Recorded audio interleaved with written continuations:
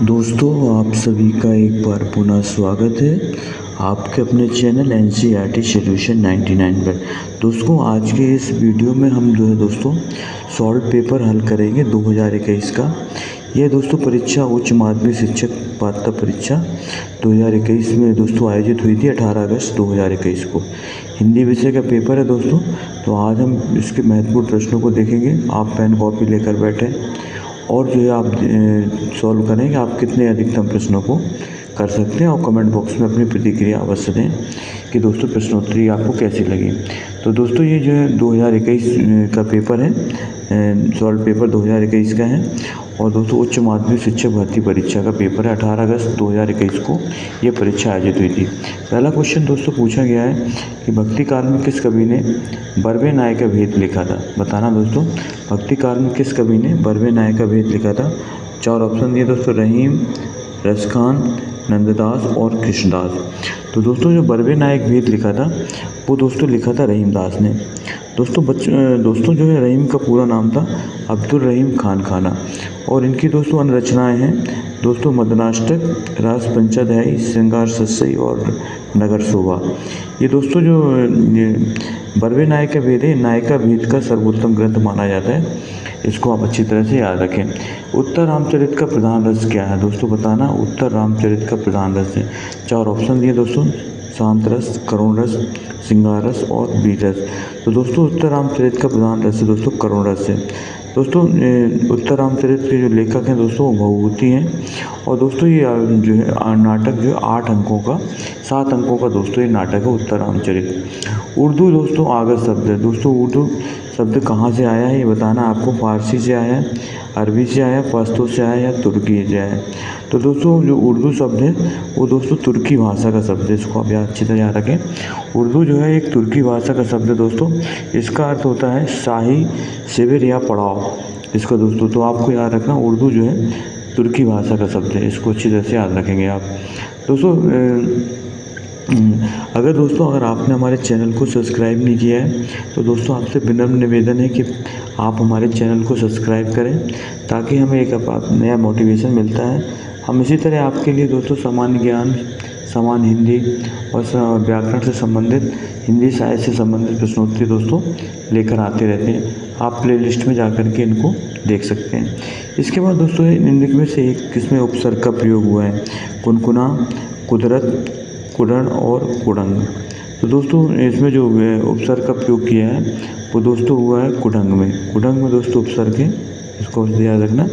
इसका right answer दोस्तों D है कुडंग। इसको अगर दोस्तों हम तोड़ेंगे तो कु प्लस ढंग, अर्थात दोस्तों कु उपसर्ग इसमें प्रयोग होता है। इसके बाद निम्नलिखित में से कौन सा जो है बताना अलंकार ग्रंथ नहीं है। दोस्तों बताना कौन सा अलंकार ग्रंथ नहीं है। भाषा भूषण, शिवराज भूषण, ललित ललाम और अंक दर्पण। तो दोस्तों जो है जो इसमें जो अंक दर्पण है ये दोस्तों अलंकार ग्रंथ नहीं है, जबकि शिवराज भूषण, भाषा भूषण और ललित ललाम तीनों दोस्तों अलंकार ग्रंथ है। जबकि दोस्तों जो अंक दर्पण है ये दोस्तों रसलीन की रचना है। इसको आप अच्छी तरह से याद रखेंगे और इसमें दोस्तों नक्सिक वर्णन किया गया है। इसके बाद दोस्तों अगला क्वेश्चन है यथाशक्ति में कौन सा समाज है। दोस्तों अव्ययीभाव, बहुब्री, द्वंद्व और तत्पुरुष। तो दोस्तों यथाशक्ति में अव्ययीभाव समाज है। दोस्तों अव्ययीभाव समाज वो समाज होता है जिस समाज में दोस्तों पूर्व पद प्रधान होता है और अव्यय होता है। तो इसका विग्रह होगा दोस्तों यथाशक्ति का शक्ति के अनुसार। तो दोस्तों जिस समाज में पूर्व पद प्रधान व अव्यय हो तो दोस्तों वहाँ पे अव्ययीभाव समाज होता है। हिंदी के मार्क्सवादी समीक्षक कौन से दोस्तों बताना है। हिंदी के जो मार्क्सवादी समीक्षक आचार्य रामचंद्र शुक्ल, डॉक्टर नगेन, डॉक्टर नामवर सिंह और नंद दुलारे वाजपेयी। तो दोस्तों जो नामवर सिंह है ये दोस्तों मार्क्सवादी समीक्षक हैं। इसको आप अच्छी तरह से याद रखें दोस्तों। इनकी दोस्तों अन्य रचनाएँ हैं कविता के नए प्रतिमान और वाद विवाद संवाद। ये दोस्तों इनकी प्रमुख रचनाएँ हैं कविता के नए प्रतिमान और वाद विवाद संवाद। इसके बाद दोस्तों अगला क्वेश्चन निशाय हिंदू उपन्यास के लेखक कौन है। 4 ऑप्शन है दोस्तों, प्रताप नारायण मिश्र, बाल कृष्ण भट्ट, लज्जा राम शर्मा और राधा कृष्ण दास। तो दोस्तों जो निशाय हिंदू पुस्तक, निशाय हिंदू जो दोस्तों उपन्यास है इसके लेखक का नाम है दोस्तों राधा कृष्ण दास। इसका राइट आंसर दोस्तों राधा कृष्ण दास। इसको आप अच्छी तरह से याद रखेंगे दोस्तों। निशाय हिंदू उपन्यास है और इसके लेखक हैं राधा कृष्ण दास। इस उपन्यास में ये उपन्यास दोस्तों 1890 में लिखा गया था और इसमें गौवध की समस्या के निवारण पर दोस्तों इसका वर्णन है, गौवध की समस्या का निवारण। इसके बाद दोस्तों शुद्ध भाग बताना है। तट पर लगे वृक्ष और लताओं से नदी की शोभा बढ़ गई है। सभा में उपस्थित हर सदस्य का सही मत है था। इसके बाद दोस्तों तीसरा देखते हैं विकल्प। तीसरा विकल्प में पूछा गया है ऋषि मुनि आदियों के द्वारा हमें ज्ञान मिलता है। अनसुईया अत्रि ऋषि की पत्नी थी। तो दोस्तों इसमें जो सही है वो बताना है। तो दोस्तों इसका जो राइट आंसर दोस्तों वो डी है। अनसुईया जो है अत्रि ऋषि की पत्नी थी। ये दोस्तों इसका राइट आंसर है। सौरसेनी अपभ्रंश के अंतर्गत आने वाली भाषा नहीं है। दोस्तों बताना है कौन सी ऐसी भाषा है जिसकी उत्पत्ति सौरसेनी अपभ्रंश से नहीं हुई है। प्रश्न क्रमांक दोस्तों है ये 10वां। तो दोस्तों इसका जो राइट आंसर है दोस्तों वो है सिंधी। सिंधी का विकास दोस्तों सौरसेनी अपभ्रंश से नहीं हुआ बल्कि इसका विकास हुआ ब्राह्मण अपभ्रंश से। इसको आप अच्छी तरह से याद रखें। सिंधी का विकास ब्राह्मण अपभ्रंश से हुआ है दोस्तों। इसके बाद दोस्तों अगला क्वेश्चन है नैनों की नीलम की घाटी जिस रस घन से छा जाती हो वह कौन की जिसमें अंतर की शीतलता ठंडक पाती हो। प्रस्तुत पंक्तियाँ कामायनी की किस सर्ग से ली गई हैं दोस्तों, ये बताना। नैनों की नीलम की घाटी, तो दोस्तों ये जो है कामायनी में दोस्तों लज्जा सर्ग से ली गई है ये पंक्ति। दोस्तों कामायनी में 15 सर्ग हैं और इसको कामायनी के प्रकाशन वर्ष दोस्तों 1936 है। इसके लेखक दोस्तों जयशंकर प्रसाद है। महाकाव्य इसका दोस्तों पहला सर्ग जो है चिंता सर्ग है और इसका लास्ट सर्ग दोस्तों आनंद है। चिंता, आशा, श्रद्धा, लज्जा, काम, वासना, लज्जा, ये दोस्तों इसका पहला सर्ग चिंता सर्ग है और अंतिम सर्ग दोस्तों इसका आनंद सर्ग है और इसकी महाकाव्य दोस्तों और इसमें 15 सर्ग हैं। इसको आप अच्छी तरह से इनके सर्गों को क्रम को याद कर लें। परीक्षाओं में अक्सर दोस्तों इनके सर्ग को क्रम में जमाने का एक प्रश्न बनता है ये दोस्तों। तो कम से दोस्तों ये जो है लज्जा सर्ग से ली गई है। प्रश्न क्रमांक कौन सा था दोस्तों, ये था आपका 11वां प्रश्न। दोस्तों इसमें यहाँ दोस्तों नैनों के नीलम की घाटी का अर्थ है एक सुंदर नीले रंग की घाटी। इसका वर्णन किया गया दोस्तों जो आँखों को शांति व शीतलता प्रदान करती है। शीतलता ठंडक पाती है जो आँखों को शीतलता और शांति प्रदान करती है। इसके बाद छोटी हल्की गोल और किनारेदार थाली दिखाओ वाक्य में अपेक्षित है। तो किसमें तो बताना दोस्तों 3 अल्पविराम और 1 पूर्णविराम, 3 अल्पविराम 1 योजक चिन्ह और 1 पूर्णविराम, 4 अल्पविराम और 1 पूर्णविराम और दोस्तों 4 अल्पविराम और 1 योजक चिन्ह और 1 पूर्णविराम। तो दोस्तों बताना इसका राइट आंसर क्या है। तो दोस्तों इसका राइट आंसर बी है दोस्तों। इसके बाद दोस्तों अगला क्वेश्चन है हिंदी में मुक्त छंद के प्रवर्तक कहे जाते हैं। बहुत ही IMP क्वेश्चन है दोस्तों, अक्सर परीक्षा में पूछा जाता है मुक्त छंद। दोस्तों वैसे तो छंद 3 प्रकार के होते हैं, वर्णिक छंद और मात्रिक छंद, मगर दोस्तों वर्तमान में एक तीसरा छंद मुक्त छंद भी दोस्तों प्रचलन में आ गया है और दोस्तों इसके प्रवर्तक हैं दोस्तों निराला। इनका पूरा नाम था दोस्तों सूर्यकांत त्रिपाठी निराला। ये दोस्तों मुक्त छंद के प्रवर्तक कहे जाते हैं और मुक्त छंद को दोस्तों रबड़ छंद या केंचुआ छंद के नाम से जाना जाता है दोस्तों। और दोस्तों इन्हें ओज, औदात्य और विद्रोह का कवि भी कहा जाता है। ओज, औदात्य और विद्रोह का कवि कहा जाता है दोस्तों। इनका पूरा नाम था सूर्यकांत त्रिपाठी निराला।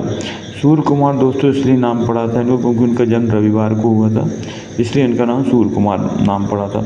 रत्नाकर जोखम कथा पुस्तक का संबंध किससे है दोस्तों बताना। रत्नाकर जोखम कथा पुस्तक का संबंध किससे, महायानी सिद्ध से, वज्रयानी सिद्ध से, नाथ संप्रदाय से या जैन संप्रदाय से।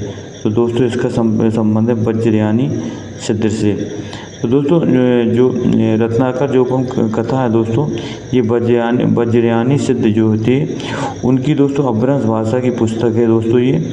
और राहुल सांकृत्यायन ने अपनी पुस्तक में दोस्तों इसकी चर्चा की है, इसकी कथा का उल्लेख किया है रत्नाकर जोखम कथा का राहुल सांकृत्यायन ने।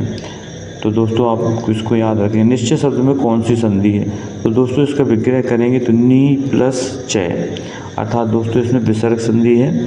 इसका राइट आंसर दोस्तों डी है। दोस्तों विसर्ग संधि में दोस्तों इसकी पहचान होती है दोस्तों विसर्ग संधि की। दोस्तों अगर दोस्तों विसर्ग के बाद चा वर्ण का प्रयोग होता है दोस्तों, निश्चय का संधि विच्छेद करेंगे दोस्तों इस तरह होगा, नी प्लस च बराबर होगा दोस्तों निश्चय। दोस्तों निश्चय में क्या होता है दोस्तों, विसर्ग संधि है, इसमें क्या होता है जब दोस्तों विसर्ग के बाद चा या छा वर्णों का प्रयोग होता है दोस्तों, तो आपको याद रखना तो विसर्ग का दोस्तों क्या हो जाता है, विसर्ग का सा हो जाता है, इसको याद रखना, विसर्ग का सा हो जाता है, इसको इस तरह दोस्तों ये विसर्ग संधि का उदाहरण है निश्चय। इसके बाद दोस्तों मरने के लिए तैयार हो जाना, मुहावरे का एक अर्थ बताना दोस्तों। मरने के लिए तैयार हो जाना, हमारे सिर पर खून सवार होना, सिर पर दोस्तों भूत सवार होना। और इसके बाद दिया चौथा दोस्तों, तीसरा दिया है कि सिर पर कफन बांध लेना और आँखों में खून उतरना। तो दोस्तों 16 का राइट आंसर बताना है। तो दोस्तों मरने के लिए तैयार हो जाना का दोस्तों जो सही अर्थ है दोस्तों वो है दोस्तों सिर पर कफन बांध लेना, सिर पर कफन बांध लेना अर्थात मरने के लिए तैयार होना। दोस्तों इसका राइट आंसर है 16 का सी दोस्तों। और पैरा दिया है दोस्तों, इसमें वो दिया है कि सिर पर खून उतरना। दोस्तों सिर पर खून उतरना पूछा गया है, तो सिर पर खून उतरने का, सिर पर खून सवार होना। दोस्तों सिर पर जो खून सवार होता है दोस्तों, इसका अर्थ होता है कि दोस्तों बहुत गुस्सा आना। सिर पर खून सवार होने का अर्थ होता है बहुत गुस्सा आना। सिर पर जो दोस्तों भूत सवार होना का है, किसी काम के प्रति जुनून पैदा होना, इसको भी याद रखें आप। और दोस्तों ये आँखों पर खून उतरना का अर्थ होता है दोस्तों बहुत गुस्सा आना, बहुत ज़्यादा क्रोधित होना। ये दोस्तों मुहावरे हैं, इनका आप अर्थ। जिस किस वाक्य में एक वचन का प्रयोग हुआ है, लड़के बोले, लड़के ने कहा, लड़कों ने कहा, लड़के ने लड़कों से कहा। तो दोस्तों बताना है कि किस में एक वचन का प्रयोग होता है। दोस्तों हिंदी में वचन 2 प्रकार के होते हैं, जबकि संस्कृत में वचन दोस्तों 3 प्रकार के होते हैं। तो दोस्तों इसका राइट आंसर है बी, लड़के ने कहा, एक वचन में है दोस्तों ये। 10 कुमार चरितम के रचनाकार कौन है दोस्तों? 10 कुमार चरितम के रचनाकार दंडी हैं, इसको अच्छी तरह से आप याद रखें दोस्तों। इनकी एक अन्य पुस्तक का नाम है काव्यदर्श और अवंती सुंदरी, ये दोस्तों इनकी प्रमुख रचना है दोस्तों। इसके बाद है सैसों के सुंदर प्रभात सा, मैंने नव विकास देखा, यौवन की मादक लाली में यौवन का हुलास देखा। उपयुक्त पंक्तियों के रचयिता बताना दोस्तों कौन है? तो दोस्तों इसकी 4 ऑप्शन दिए, हरिवंश राय बच्चन, भगवती चरण वर्मा और विद्यापति कोकिल और सुभद्रा कुमारी चौहान। तो दोस्तों बताना ये पंक्ति किसकी है? तो दोस्तों ये पंक्ति है सुभद्रा कुमारी चौहान की। इसका राइट आंसर दोस्तों है सुभद्रा कुमारी चौहान। दोस्तों सुभद्रा कुमारी चौहान दोस्तों एक जो है ये महत्वपूर्ण कवित्री हैं दोस्तों, और इनकी जो है जो महत्वपूर्ण कविता है जो दोस्तों झांसी की रानी, ये बहुत ही प्रसिद्ध कविता है दोस्तों। और दोस्तों ये जो इनकी जो ये पंक्तियाँ दी गई हैं, यौवन की सैसों की सुंदर प्रभात का मैंने नव विकास देखा, यौवन की मादक लाली में यौवन का हुलास देखा, ये दोस्तों इनकी जो प्रसिद्ध कविता है उल्लास से ली गई है। ये पंक्ति दोस्तों उल्लास कविता से ली गई है। इसके बाद दोस्तों जबते इत्ते घनश्याम सुजान अचानक ही बलसंग सिधारे, कर पे मुखचंद धरे सजनी नित, सोचत है तू कहाँ मन मारे। तो दोस्तों इसमें बताना है पंक्तियों किस संचारी भाव का उपयोग किया है। दोस्तों संचारी भावों की संख्या 33 है, तो आपको बताना कौन सा संचारी भाव है। दोस्तों अगर आपने हमारे चैनल को सब्सक्राइब नहीं किया है तो आपसे आग्रह है कि आप हमारे चैनल को सब्सक्राइब करें।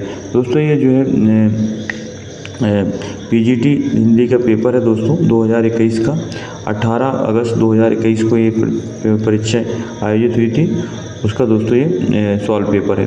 तो जबते इत घनश्याम सुजान अचानक ही बलसंग सिधारे, कर पे मुखचंद धरे सजनी ने, तो सोचत है तू कहाँ मन मारे। उपयुक्त पंक्ति में दोस्तों कौन से जो है संचारी भाव का प्रयोग किया है? तो दोस्तों इसमें जो है स्मृति नामक संचारी भाव का प्रयोग किया दोस्तों।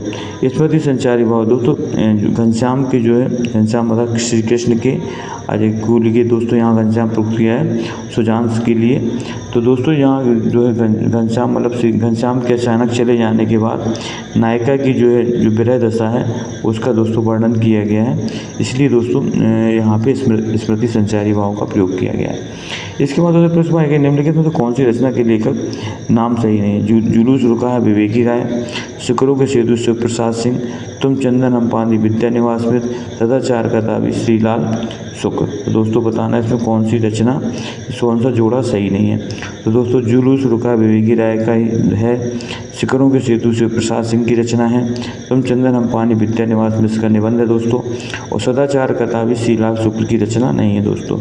सदाचार का ताबी दोस्तों ये दोस्तों हरिशंकर परसाई की रचना है दोस्तों, इसको आप अच्छी तरह से याद है। तो 21 कड्डी जो है इसका राइट आंसर है दोस्तों। हरिशंकर परसाई की दोस्तों अन्य रचना है सदाचार का ताबीज, पगडंडियों को जमाना, जैसे उसके दिन फिरे, शिकायत मुझे भी है, अपनी अपनी बीमारी। दोस्तों ये वो एक महत्वपूर्ण व्यंग्यकार थे मध्य प्रदेश के मानवीय साहित्यकार। कान पर जू न रेखना मुहावरे का अर्थ बताना दोस्तों। कान के पास धीरे से कहना, कान के निकट नहीं सुनाई देना। इसके बाद दोस्तों तीसरा ऑप्शन देखते हैं क्या कह रहा है। तीसरा ऑप्शन कह रहे हैं तीसरा कह रहा है कान की जू बालों तक जाते हैं, बिल्कुल ध्यान न देना। तो दोस्तों कान पर जू रेखने का अर्थ होता है बिल्कुल ध्यान न देना, इसका राइट आंसर दोस्तों डी है। इसके बाद दोस्तों आप तांबे के कीड़े नामक लघु नाटक के लेखक कौन है। दोस्तों बताना तांबे के कीड़े नामक लघु नाटक के लेखक कौन है। तो दोस्तों इसके जो लेखक हैं वो है भुवनेश्वर प्रसाद, इसको आप अच्छी से याद रखें। इसके लेखक दोस्तों हैं भुवनेश्वर प्रसाद। दोस्तों ये लघु नाटक है और भुवनेश्वर प्रसाद ने 1964 में दोस्तों इसको लिखा था, और असंगत नाटकों में दोस्तों ये गिना जाता है। असंगत नाटकों में दोस्तों इसकी गिनती की जाती है दोस्तों। आधुनिक मानव की विसंगतियों का चित्रण इस दोस्तों नाटक में किया है तांबे के कीड़े नामक नाटक में। इसके बाद आपने क्या कहा सो मैंने नहीं सुना, वाक्य में अपेक्षित है एक प्रश्नवाचक या एक पूर्ण विराम, एक अल्प विराम, एक पूर्ण विराम, एक पूर्ण विराम, एक प्रश्नवाचक चिन्ह। तो दोस्तों बताना है इसमें क्या अपेक्षित है। तो दोस्तों पृष्ठ क्रमांक 24 में दोस्तों बी है, एक अल्प विराम और एक पूर्ण विराम, इसका राइट आंसर दोस्तों। छायावाद बड़ी सहृदयता के साथ प्रभाव शाम पर ही विशेष लक्ष्य रखकर चला है।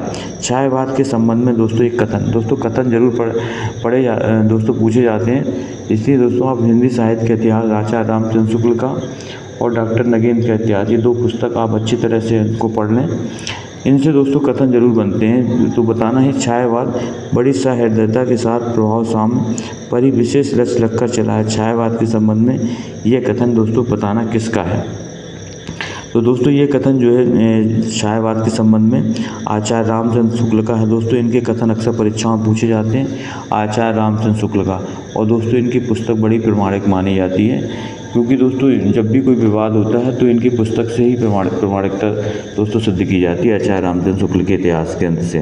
ये दोस्तों इनका 1929 में लिखा गया इतिहास ग्रंथ है दोस्तों, जो बाद में दोस्तों हिंदी शब्द सागर की भूमिका के रूप में प्रकाशित हुआ था। हिंदी शब्द सागर की भूमिका के रूप में, इसको आप अच्छी तरह से याद रखें। संबत 1631 करहूँ कथा हरिपद धर सीसा, उपयुक्त पंक्तियों में किस प्रसिद्ध रचनाकार का संकेत किया है। दोस्तों ये संबत 1631 ये दोस्तों तुलसीदास की पंक्तियाँ हैं, और दोस्तों इसको जो लेखक है इसमें दोस्तों रामचरितमानस के बारे में इसमें संकेत किया है।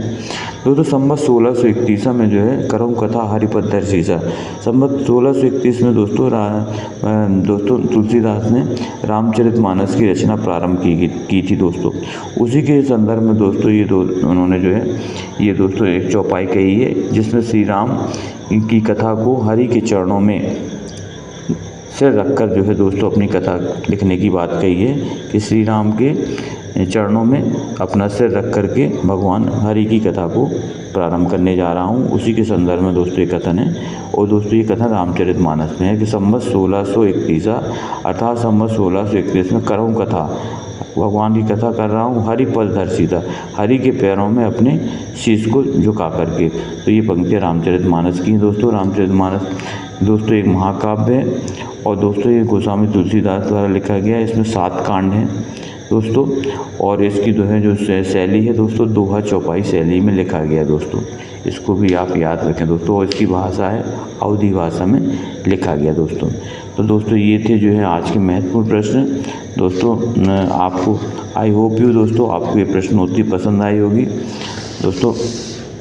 आप शेष प्रश्न दोस्तों कल की प्रश्नोत्तरी में दोस्तों पूरे किए जाएंगे दोस्तों। आपसे पुनः एक निवेदन है कि आप हमारे चैनल को सब्सक्राइब कर दें और इस प्रश्नोत्तरी को लाइक कर दें दोस्तों। आपका दिन शुभ हो। जय हिंद, जय भारत, वंदे मातरम दोस्तों।